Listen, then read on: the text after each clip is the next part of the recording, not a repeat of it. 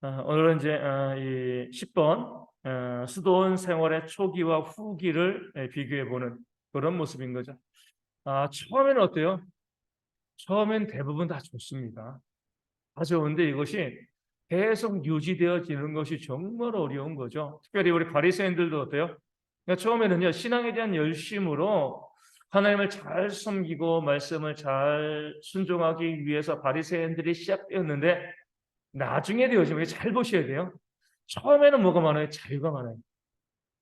인정하고 연약한 부분들, 지난번 우리 수도원 본 것처럼 연약한 사람들을 함께 이끌어가면서 용납해주가는 부분들이 참 많은데, 시간이 지나면 지날수록 뭐가 발달해요? 형식이 발달하는 형식.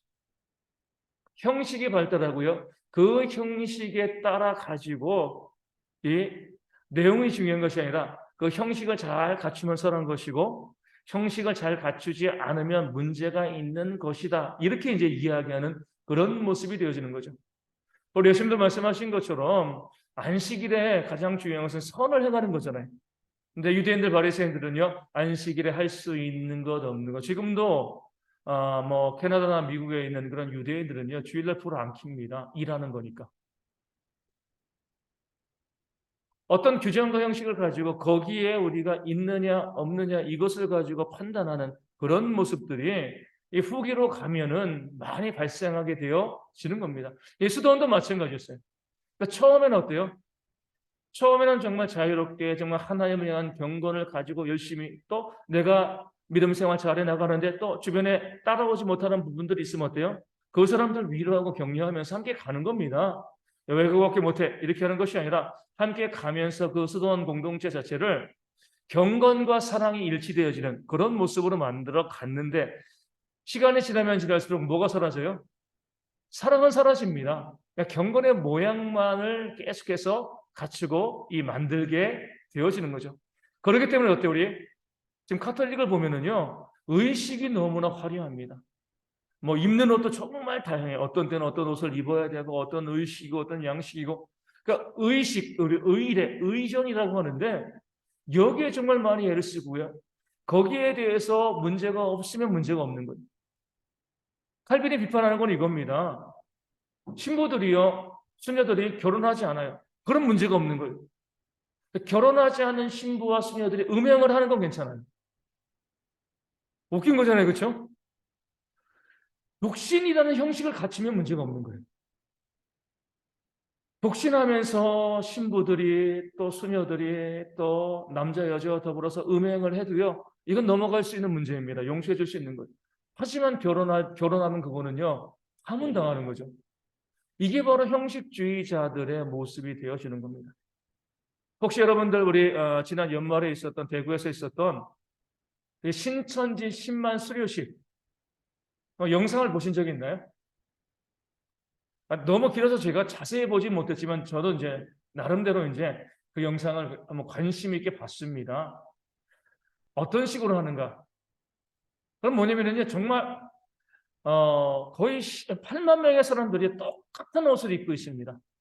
우리 예전에 우리 독재 시대에 했던 카드 섹션들, 그렇죠? 우리 하고 막, 예? 그런 모습들 일사불란하게. 그리고 신천지 아나운서도 있어요, 그 안에서.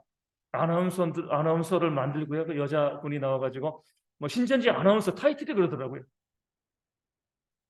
형식이 얼마나 잘 갖춰져 있는지 몰라요. 또 우리 이 나이 많은 이만희 씨는 하얀 옷 입고, 그렇죠?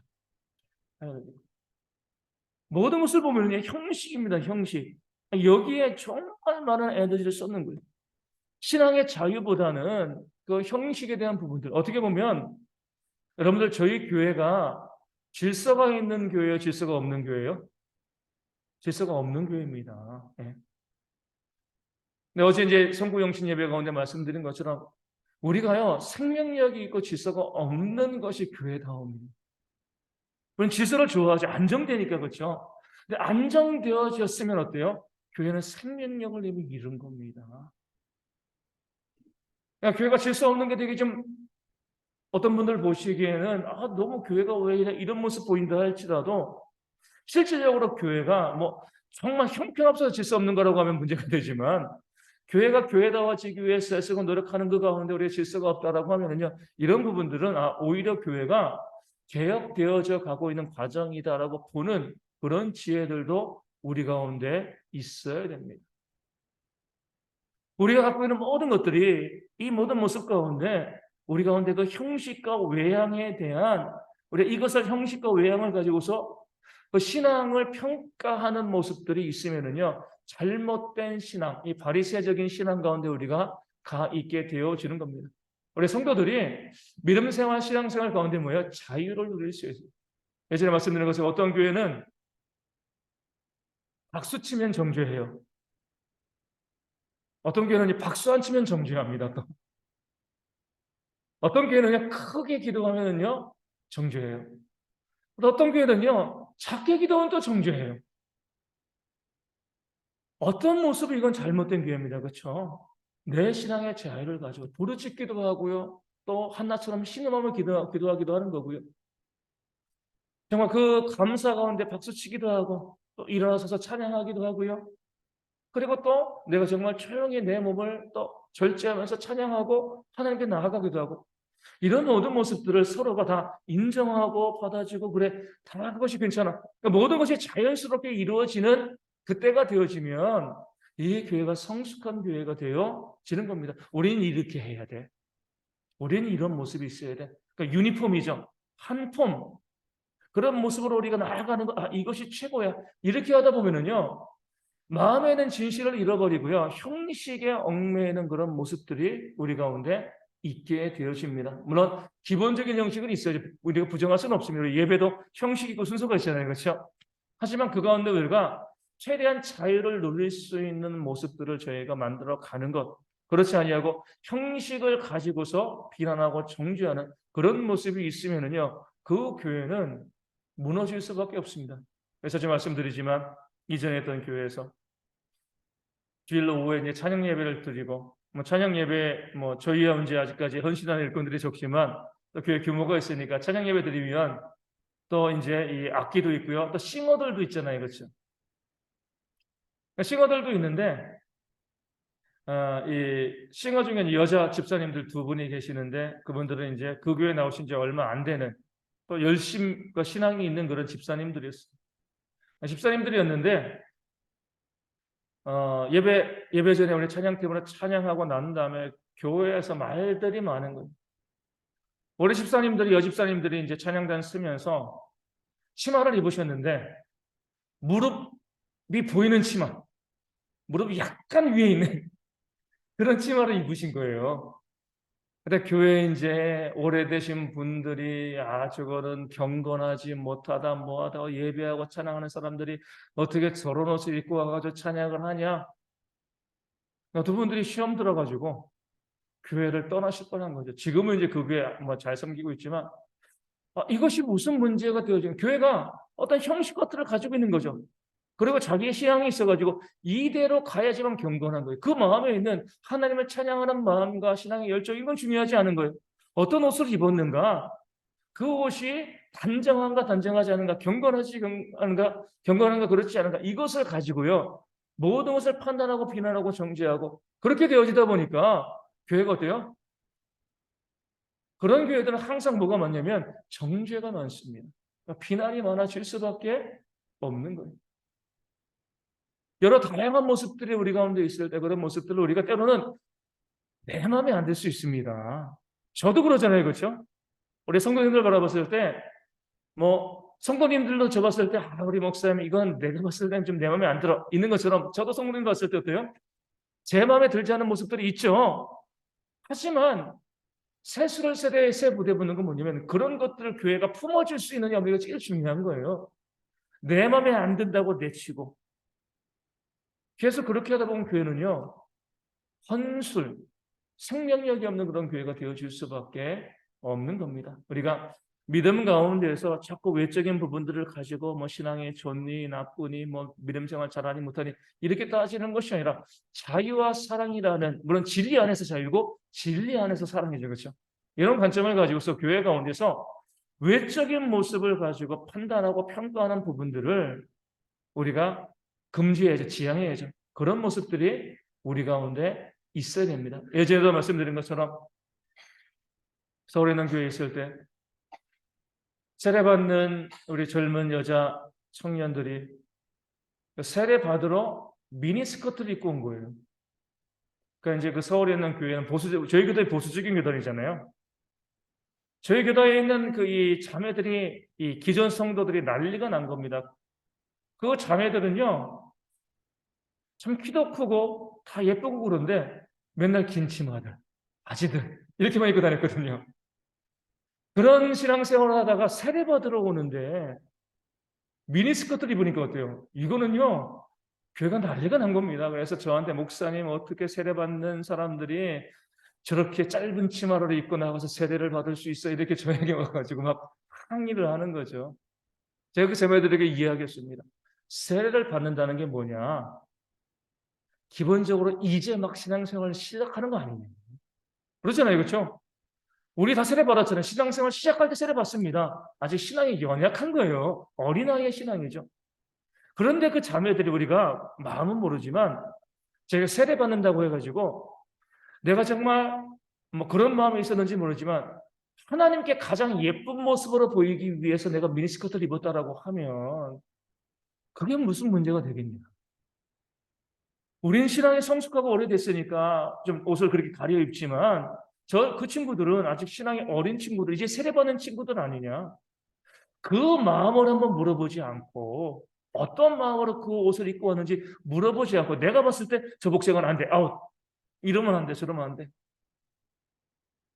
이런 모습을 보이고 있으면은요. 그 교회는요. 결국엔 이 헌부대와 같은 교회, 딱딱한 교회가 되어지기 때문에 교회는 무너질 수밖에 없습니다.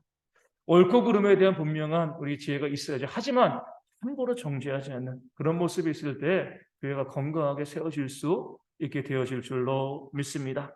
11번에 보면 수도원 생활은 상태가 완전한가? 이렇게 칼빈이 얘기합니다. 이런 허위를 이용해서 그들은 심히 유리한 장사를 하고 있다. 기독교를 보면은요, 500년 전에 써졌잖아요. 500년 전의 교회가 아니라 지금 이 시대의 교회를 보고 있는 것 같은 그런 착각이 들 때가 많이 있습니다. 이런 허위를 이용한다고 그랬어요. 헛된 것을 이용해서 아주 심히 유리한 장사를 하는데 누가요? 카톨릭의 신부들이, 사제들이 그런 장사를 하고 있다는 겁니다. 뭐냐면은 이 수도원에 들어가잖아요. 신학을 훈련하는 기관입니다. 그 안에서 경건과 절제, 말씀에 대한 훈련을 통해서 좀 더 내가 그리스도인다워치는 그런 모습을 배양하는 것. 좋은 기관이 수도원입니다. 근데 후기로 갈수록 뭐예요? 수도원이 스펙이 되었어요, 스펙. 다른 사람들에게 나 수도원 출신이야. 그럼 사람들은 뭐예요? 야, 정말 대단합니다. 그 안에서는요, 예전처럼 훈련받지도 않아요. 절제도 없고 경건도 없습니다. 그냥 이제 어떤 스펙을 쌓기 위해서 사람들에게 수도원에 가서 놀고 먹고 즐기다가 수도원을 나와요. 성도들은 어떻게 봐요? 얼마나 힘들었을까. 수도원 생활 정말 힘들다고 하는데 전설이 있잖아요. 그렇죠? 뭐 금식도 하고 고행도 하고 뭐 하루에 10시간씩 기도하고 말씀 보고 실제로 안 그랬는데 사람들이 생각하는 수도원은 그런 수도원이거든요. 그러니까 그곳에 갔다 사람들이 자기가 그런 경건의 훈련을 하지 않았으면서도 수도원을 나오고서 뭐예요? 나 어디 수도원 출신이야. 그럼 사람들은 인정해 주는 거예요. 야, 정말 우리 신부님이, 우리 사제가 정말 힘드셨겠다.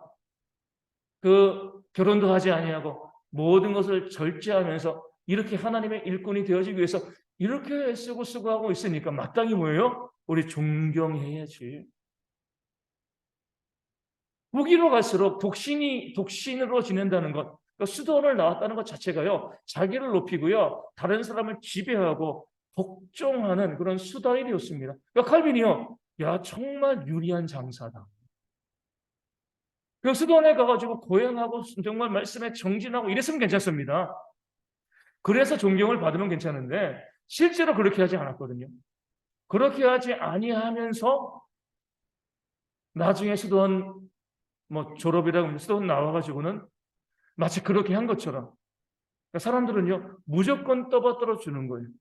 떠받들어 주고, 그래가지고 그것 가지고 사람들이 그 말을 복종하고 듣고 또 이것을 가지고 자기들의 유익을 구하고요. 자기들의 이익을 구하는 그런 모습들이 있었던 거죠. 그러니까 칼빈은 이렇게 이야기합니다.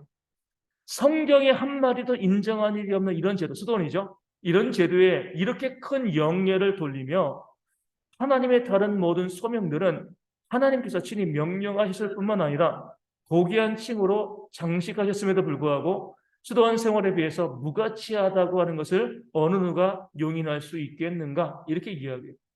수도원은 성경에 나와 있지 않은 제도입니다. 성경이 없잖아요. 그렇죠? 자기들이 만들고요. 우리가 이렇게 고생해서 자랑하는 겁니다. 우리 40일 금식 기도도 그러잖아요. 나 이렇게 힘들어서 고생해서 나 이런 사람이야라는 거예요. 너희들은 뭐예요? 내 말에 복종해. 어떻게 보면 내가 이런 사람이라는 것을 드러내기 위한 자기를 높이기 위한 수단으로 자랑하는 것이 되어지는 겁니다. 수도원이 바로 그랬어요. 성경에도 나왔지 않는데 내가 고행해서 고생했어. 내가 수도원 생활 그 힘들고 어려운 생활을 내가 이렇게 잘 견뎌냈어. 그러니까 나는 이 정도의 사람이야. 이렇게 존경받아야 되고 당신들을 지배할 수 있는 그런 사람이 되었다라고 주장을 하게 되어지는 거죠. 그런데 성경에서 친히 말한 직분들이 있습니다. 목사, 장로, 또 권사의 직분도, 안수집사의 직분도 있고요. 또 가르치는 것들, 섬기는 것들, 구제하는 것들, 사랑하는 하나님께서 친히 그 직분을 주시고요. 그런 은사를 주시고 하나님께서 귀하다고 말씀하신 그런 직분이 있는 거예요. 그런 직분들은 하찮게 여기는 거예요. 우리 교회 가운데서 보면은 헌신하고 수고하고 애쓰고 얼마나 우리 성도님들 오늘도 그러지만 1월 첫째부터 얼마나 많이 봉사하셨습니까? 얼마나 많이 애쓰셨어요. 그런 귀한 직분 성경에 나와 있는 직분이고 은사고요. 하나님께서 너무나 귀하게 바라보시는 그런 직분인데 이런 직분은 중요하게 생각하지 않아요. 수도원을 나왔는가 나오지 아니하였는가. 그런 고행의 길, 그 과정을 겪었는가 겪지 아니했는가. 이것만을 높이는 그런 모습이 있기 때문에 칼빈이 정말 너무나 화가 나는 거죠. 이 귀한 평신도 성도들의 직분을 무시하고 이 수도원의 이 스펙을 높일 만한 가치가 있는 것이냐? 그렇지 않다는 거죠. 그 수도원에서 열심히 훈련받고요. 말씀으로 훈련받고 절제했어도요. 평신도들의 은사가 또 그만큼 중요한 겁니다. 그렇죠? 근데 그렇게 하지도 않은 상황에서 정말 교회를 위해서 평신들어서 열심히 헌신하고 수고하는 그런 모든 은사들은 낮춰보고 나는 수도원 출신이니까 나는 사제니까 너희보다 더 높아.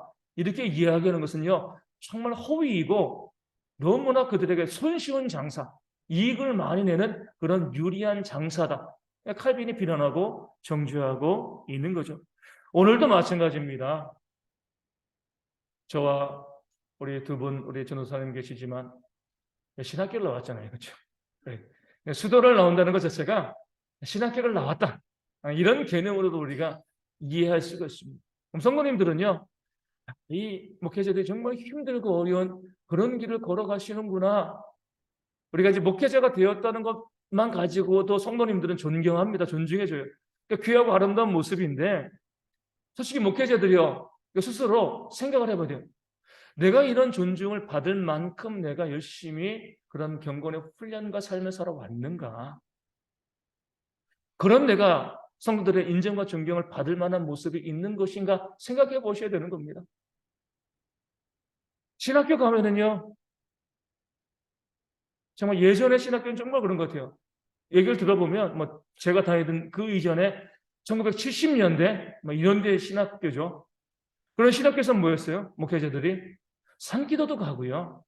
부르짖고, 기도하고, 노방전도도 하고, 정말 복음을 위해서 애쓰고 수고하는 그런 훈련들을 많이 했습니다. 1990년대가 넘어가면서 신학교가 일반 학교랑 크게 다를 바가 없게 되었어요.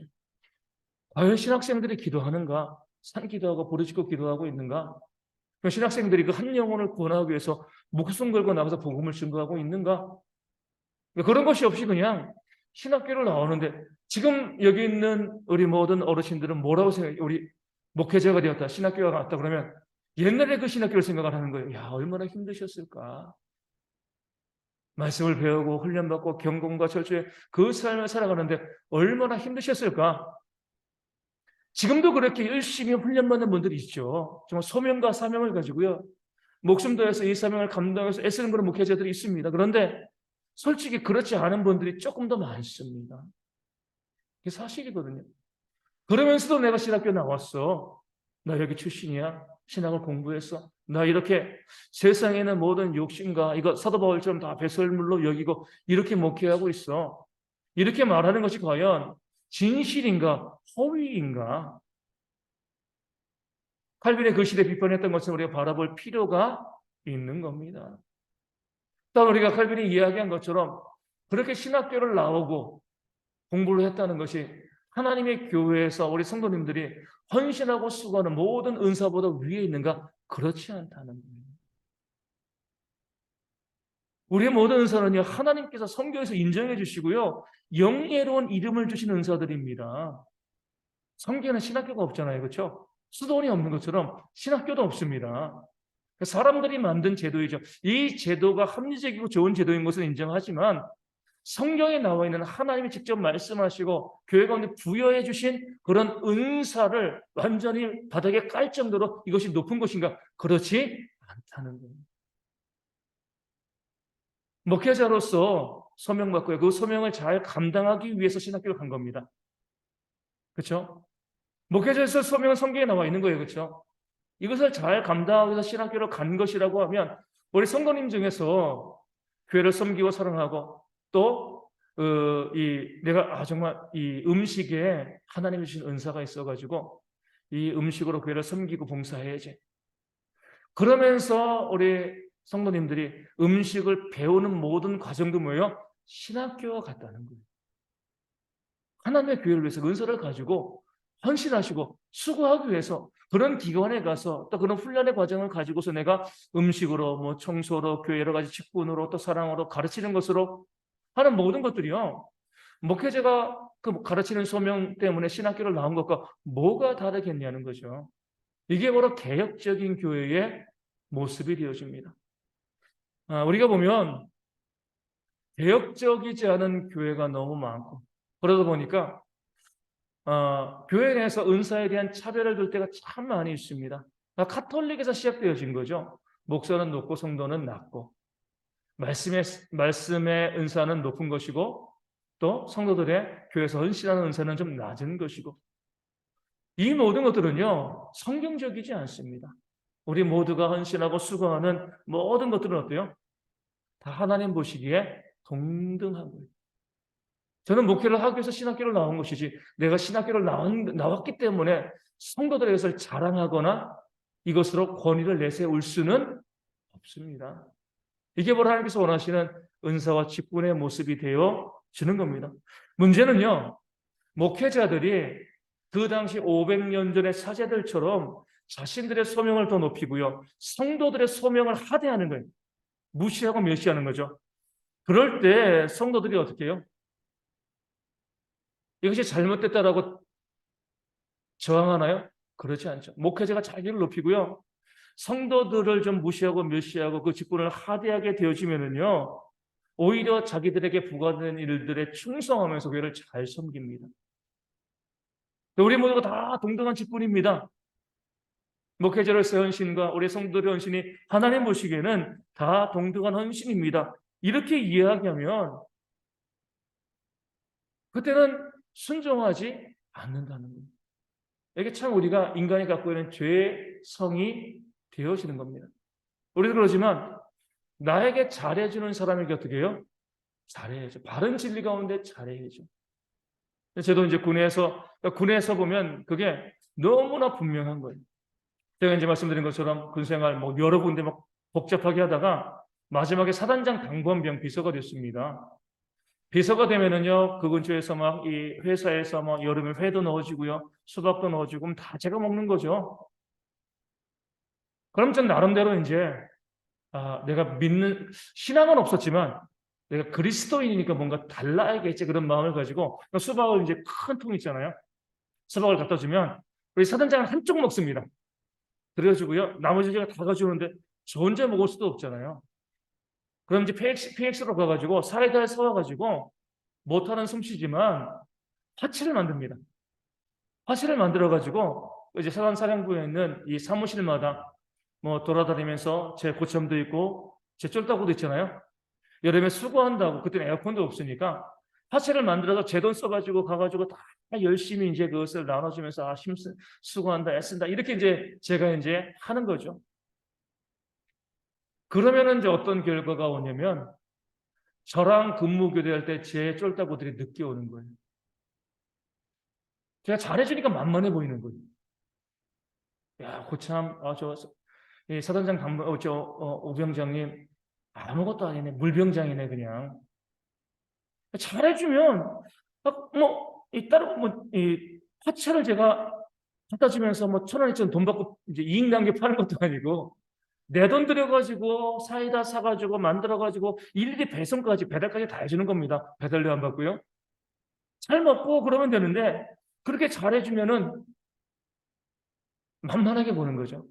근데 보면 우리 다른 고참들 보면은요, 폭력, 그 땅 이제 제가 30년 전 군대니까, 뭐 그땐 폭력이 그냥 부대에서 폭력이 일상적이었죠. 그렇게 폭력 가하고 아주 못되게 그런 고참들이 있어요. 그러면은요, 근무 시간 10분 전에 교대해줘요. 정말 말 잘 듣습니다. 아, 이것이 인간의 죄성의 모습이구나. 우리가 정말 개혁된 그리스도인이라고 하면은요, 우리 하나님께도 마찬가지예요. 하나님께서 우리 가운데 잘해 주실 때 어때요? 우리 하나님께 잘해야죠. 그렇죠? 하나님께서 우리 가운데 인자와 긍휼과 사랑으로 잘해 주시는데 오히려 하나님을 만만하게 무시하고 그렇게 나가는 성도들이 있습니다. 하나님이 강압적으로 무기를 들고 뭐 번개를 들고 우리를 매일 때리시고 그렇게 하시면 말 잘 들을 건데 사랑으로 인자하심으로 우리를 뿜어주시고 용납하시니까 오히려 어때요? 하나님을 되게 만만하게 여기는 그런 성도들이 있다는 가운데 많이 있다는 거죠. 우리가 믿음 가운데서 보면 개혁된 교회, 개혁된 성도로서 우리가 교회 가운데 높낮임이 없이요, 차별이 없이 모든 성도들이 서로 동등하게 여김을 받을 때 더 내가 섬기고 사랑할 수 있는 모습들이 있어야 됩니다. 그러니까 내가 더 높아. 내가 더 높으니까 자기를 낮추는가 봐. 이런 잘못된 생각하지 마시고요. 철저히 남을 높이고 섬기는 그런 모습들이 있을 때 교회가 더욱더 건강하게 세움받는 그런 교회가 되어질 줄로 믿습니다. 12번에 보면 오늘 여기까지 하겠습니다. 12번까지. 그리스도가 가르치신 생활 법칙은 모든 신자를 위한 것이다. 당연하지 않습니까? 그렇죠? 카톨릭 그냥 신부들은 이걸 또 이렇게 변형했어요. 원수를 사랑하라, 복수하지 마라, 맹세하지 말라. 이 모든 말씀을 성도들에게 주신 말씀인데 이 말씀을 사대들은요. 성도들에게 하나님이 권고하신 것이야. 성도들은 지켜도 되고요. 안 지켜도 된다는 거예요. 그러면서 뭐라고 이야기해요? 우리 사제들은 이 말씀을 지킬 수밖에 없어. 우리는 그렇게 훈련받았고 우리는 이 말씀 때문에 고통당하고 고난당하고 있어. 하지만 성도들은 이런 말씀에 대해서 그냥 권고받았기 때문에 말씀에 순종해도 되고 순종하지 않아도 돼. 이렇게 이야기하고. 왜 그렇게 이야기해요? 우리는 탁월하다는 거거든요. 우리는 탁월해서 원수를 사랑할 수밖에 없고 원수를 사랑할 수밖에 없는 훈련도 받았는데 성도들은 세속적이고 타락했기 때문에 그렇게 할 수 없어요. 하나님의 말씀이 그들에게는 그냥 권고로 주어지고 우리 신부들에게 사제들에게 뭐예요? 그 말씀이 하나님의 명령으로 주어지고 우리는 그 말씀을 받은 자이기 때문에 성도보다 더 위에 있다. 하나님의 말씀은요. 말씀의 제목처럼 모든 신자들에게 주어진 겁니다.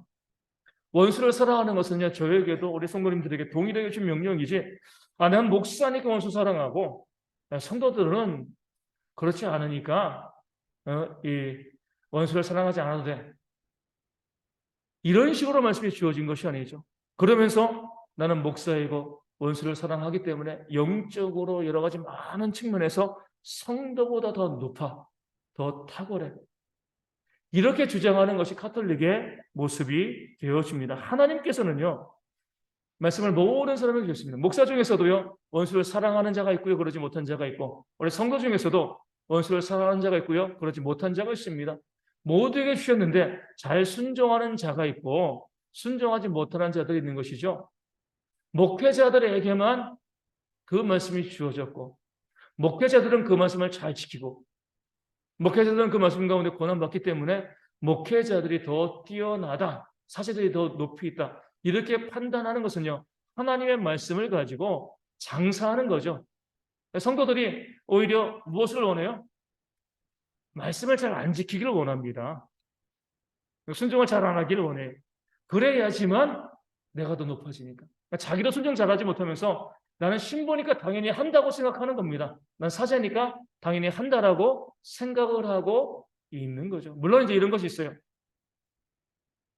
저도 이제 대형교 11년 동안 이제 목회를 쭉 하면서 한 번도 새벽기도 빠지지 않았습니다. 그렇죠? 뭐 때문에요? 제가 담임 목사니까 어쩔 수 없는 거예요. 그렇죠? 제가 말씀을 앞에서 저도 이제 내가 성도였으면 저도 이렇게 못합니다. 제가 다른 사람이라 그런 게 아니라 제가 앞에서 인도해야 될 책임이 있으니까 하는 거죠. 그렇죠? 이것을 가지고서 내가 이 11년 동안 새벽기를 한 번도 빠지지 않은 것을 내 신앙의 경건이다. 내 믿음의 절제다. 이렇게 이야기하면 그거는 교만이 되고 하나님의 말씀을 망령되이 일컫는 거죠. 나도 똑같은 사람인데 우리 성도님들도 그러잖아요. 만약에 여기 중에 누구 보면 이제 한 분에게 제 옆에 우리 이 사모님한테 제 집사람한테 새벽기도 말씀을 맡겼으면은요. 저분도 안 빠질 거예요. 그렇죠? 다 똑같습니다. 그럼 맡았느냐 안 맡았느냐 이 차이가 있는 것이지 내 신앙이 더 좋아. 내가 더 경건해. 이렇게 이야기하면 안 되는 거예요. 신부들은 자기들이 독신으로 살아가고 있고 늘 교회를 숨기는 이런 것을 해 나가는 것 가지고 우리는 성도보다 더 탁월하고 더 높은 자이다. 교만한 모습을 보였기 때문에 결국 타락할 수밖에 없는 것입니다. 우리 모든 성도들이요.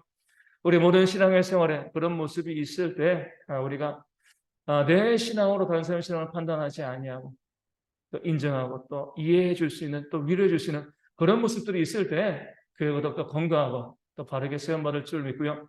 내가 잘하는 부분이 있으면 감사하시면 돼요. 그 잘하는 것 때문에 남을 판단하지 않는 그런 지혜가 어떤 우리 가운데 있어야 할 줄로 믿습니다.